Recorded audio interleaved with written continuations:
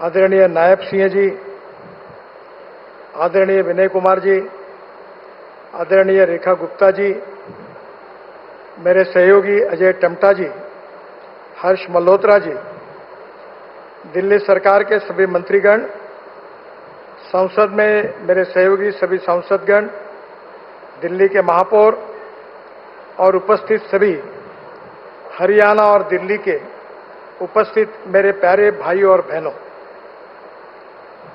आज का दिन विशेष रूप से हमारे विभाग के लिए बड़ा अभिमान का विषय है।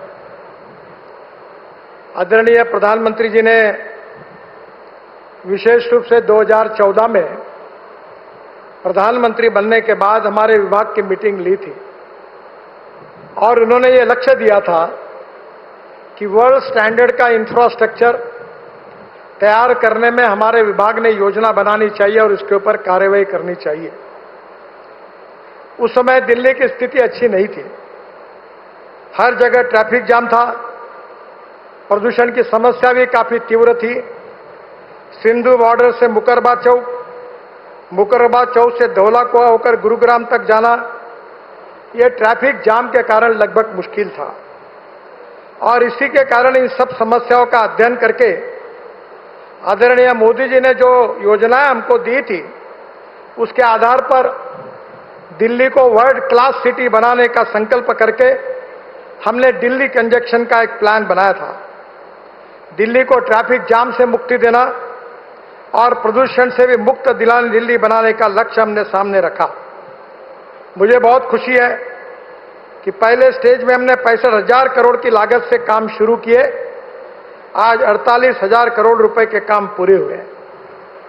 उस समय दिल्ली का peripheral ring road express highway supreme court में सबजुडिस था। सुप्रीम कोर्ट ने भी इसमें ध्यान दिया था और बड़े मुश्किल से अनेक समस्या होने के बाद में भी हमने उसको पूरा किया। ईस्टर्न पेरिफेरल एक्सप्रेसवे के कारण दिल्ली में आने वाली भारी यातायात को डाइवर्ट किया गया। बाद में दिल्ली मेरठ एक्सप्रेस हाईवे, जो आदरणीय प्रधानमंत्री जी ने देशवासियों के लिए अर्पित किया, इसमें कम से कम 4 घंटे मेरठ से दिल्ली आने के लिए लगते थे, आज 45 मिनट में हो गया। मुकरबा चौक से सोनीपत तक और धौला कुआं से गुरुग्राम तक, ये भी बड़ा ट्रैफिक जाम प्रदूषण की समस्या ग्रस्त भाग था, उसको भी सिग्नल फ्री किया गया।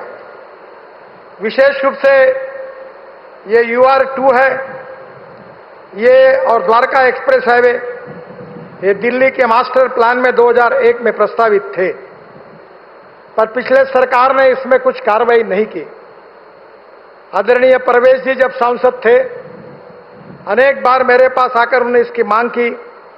मैंने कहा इसका संबंध मेरे विभाग से नहीं आता। बाद में काफी आग्रह होने के बाद जब ध्यान में आया कि ये काफी महत्वपूर्ण है, तब UR2 का कार्य NHAI ने अपने हाथ में लिया। आदरणीय मनोहर लाल जी मुख्यमंत्री थे, उनके विशेष अनुरोध पर हरियाणा और दिल्ली को जोड़ने वाला द्वारका एक्सप्रेसवे भी हमने हाथ में लिया। ये दोनों ही project state of art projects है। इसकी अनेक विशेषता है। स्टेट ऑफ आर्ट तो प्रोजेक्ट है ही, पर वर्ल्ड क्लास प्रोजेक्ट है। टनल में एक रोड है, उसके नीचे और एक रोड है और एक ब्रिज पर 4 लेन के रोड बने हुए हैं। इस प्रकार का एक अपने आप में एक बहुत महत्वपूर्ण प्रोजेक्ट है। ये प्रोजेक्ट बनाते समय काफी दिक्कतें आई, अनेक अड़चनें और समस्याएं खड़ी हुई, पर मैं हरियाणा सरकार को और दिल्ली सरकार को धन्यवाद दूंगा कि उनके सहयोग के कारण ये समस्या हमने सुलझाई। विशेष रूप से हमारे NHAI के इंजीनियर्स, कॉन्ट्रैक्टर्स, इन सब लोगों ने इसके ऊपर बहुत मेहनत की। इसकी क्वालिटी के और विशेष रूप से ध्यान दिया गया। इसका जब पहला डिजाइनिंग आया था, तब मैंने उनको प्रश्न पूछा था कि 25 साल सोचकर आपने ये बनाया क्या? जब ध्यान में आया कि ये 25 साल सोच का नहीं है, तो डिजाइन को रिजेक्ट करके उसको नया डिजाइन के रूप में बनाया। वैसे ये डिस्टेंस केवल 29 किलोमीटर है, पर सिंगल लेन का हिसाब किया जाए तो ये 563 किलोमीटर है। इसमें टनल्स है, ब्रिजेस है और इसके साथ साथ हरियाणा को और दिल्ली के जोड़ने वाले अनेक रोड को भी हमने अच्छी तरीके से बनाया ताकि इसका फायदा जनता को हो। और हमारे अधिकारियों ने, इंजीनियर्स ने, कॉन्ट्रैक्टर्स ने आज काम जो किया है बहुत अच्छा किया है। कभी काम अच्छा नहीं होता तो मैं उनसे नाराज भी होता हूं। इस काम का परीक्षण करने के लिए मैं आया था। उस समय सक्सेना जी मेरे साथ थे। एक एक चीज हमने बारीकी से देखी थी और एक अच्छा स्टेट ऑफ आर्ट प्रोजेक्ट हुआ है। ये प्रोजेक्ट करते समय हमारे विभाग के सचिव निवृत्त हुए युद्धवीर मलिक, इन्होंने काफी बड़ा सहयोग ये प्रोजेक्ट पूरा करने के लिए, अड़चनों को सुलझाने के लिए उनका भी मिला। उनको भी मैं धन्यवाद देता हूं। ये दोनों प्रोजेक्ट से दिल्ली एनसीआर के लोगों को जाम से बड़ी राहत मिलेगी। अगर मैं ये कहूंगा कि दिल्ली की 50% ट्रैफिक जाम की समस्या ये UR2 और द्वारका एक्सप्रेस हाईवे के कारण अगर कम होगी तो मुझे लगता है आश्चर्य नहीं होगा। इन प्रोजेक्ट्स को हमने दिल्ली से जो अलग अलग जगह से भी जोड़ा है। माननीय प्रधानमंत्री जी ने जो रोड मैप दिया है उसमें लॉजिस्टिक कॉस्ट को कम करना है। हमारे देश की लॉजिस्टिक कॉस्ट 14 से 16% है, चाइना की लॉजिस्टिक कॉस्ट 8% है और यूरोपियन और अमेरिका की ये 12% है। अभी बीच में बेंगलोर IIM और IIT खड़गपुर और IIT कानपुर तीनों ने जो अध्ययन किया उसमें कहा गया है कि रोड अच्छे बनने के कारण हमारी लॉजिस्टिक कॉस्ट 6% कम हुई है। मैं प्रधानमंत्री जी को और आप सबको विश्वास देना चाहता हूं कि 2026 के समाप्त होने के पहले हमारे देश की लॉजिस्टिक कॉस्ट सिंगल डिजिट में आएगी, जो हमारे एक्सपोर्ट के लिए बहुत महत्वपूर्ण होगी। हम और कॉम्पिटिटिव बनेंगे। जो प्रधानमंत्री जी ने कहा था वो बात पूरी होने से हम अंतर्राष्ट्रीय बाजार में और एक्सपोर्ट करने में हमको उपयोग होगा।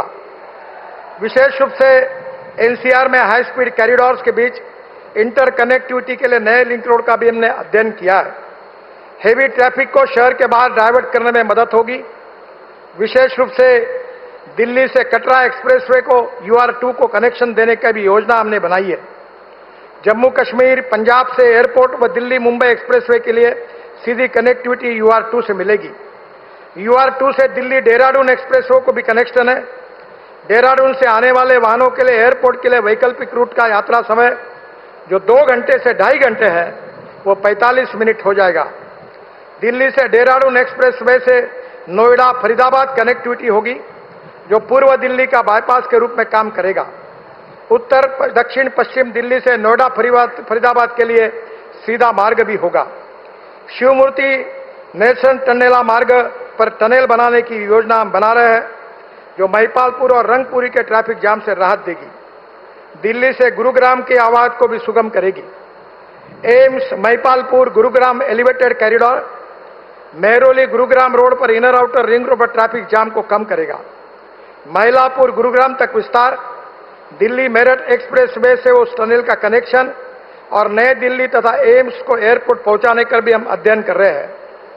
मुझे विश्वास है कि हमें दिल्ली के लिए जो महत्वपूर्ण प्रोजेक्ट प्रधानमंत्री जी के मार्गदर्शन में किए हैं उसमें से 1 लाख करोड़ रुपए खर्चा करके DND Delhi Mumbai expressway March 26 तक पूरा होगा। जेवर एयरपोर्ट से Indira Gandhi airport greenfield link दिसंबर 26 तक पूरी होगी। Delhi Akshardham EP extent interchange, जिसके लिए प्रधानमंत्री जी से हमने अनुरोध किया है कि उद्घाटन की तारीख मिलने के बाद सितंबर महीने में इसको भी हम इनॉग्रेट करेंगे। दिल्ली में ग्रीनफील्ड एक्सप्रेस हाईवे 6 हम बनाने वाले थे, उसमें से 3 हाईवे का काम पूरा हुआ है। Eastern peripheral express highway, Delhi Meerut express highway, Dwarka express highway तैयार हो गए हैं। दिल्ली मुंबई एक्सप्रेस हाईवे जो 12 घंटे में दिल्ली से मुंबई जाएंगे वो दिसंबर 2026 तक पूरा होगा। दिल्ली देहरादून एक्सप्रेसवे जो दिल्ली से देहरादून 2 घंटे में आपकी सफर होगी वो अक्टूबर 2025 तक पूरा होगा। दिल्ली से कटरा एक्सप्रेसवे ये हमारा 6 घंटे में हम कटरा पहुंच जाएंगे, ये दिसंबर 26 तक पूरा होगा। मेरा विश्वास है कि आने वाले समय में विशेष रूप से जो कॉरिडोर हम बना रहे हैं वो दिल्ली की ट्रैफिक जाम को और प्रदूषण को मुक्ति दिलाने का हमारा एक प्रयास है। बीच में सुप्रीम कोर्ट तक भी PIL गई थी। पर इन सब का उपाय यही है कि हमें दिल्ली के लिए जो वाहनों की संख्या बढ़ रही है, आबादी की संख्या बढ़ रही है, उस हिसाब से वर्ल्ड स्टैंडर्ड का इंफ्रास्ट्रक्चर बनाना होगा। प्रधानमंत्री जी का सपना है कि हमारा देश $5 ट्रिलियन की इकोनॉमी बने, हमारे देश वर्ल्ड की 3rd लार्जेस्ट इकोनॉमी बने, हमारा देश विश्व गुरु बनाए। इसमें रोड की भूमिका, हाईवेज के साथ साथ हमारे वाटर, पावर, ट्रांसपोर्ट, कम्युनिकेशन, सभी इंफ्रास्ट्रक्चर की भूमिका महत्वपूर्ण है।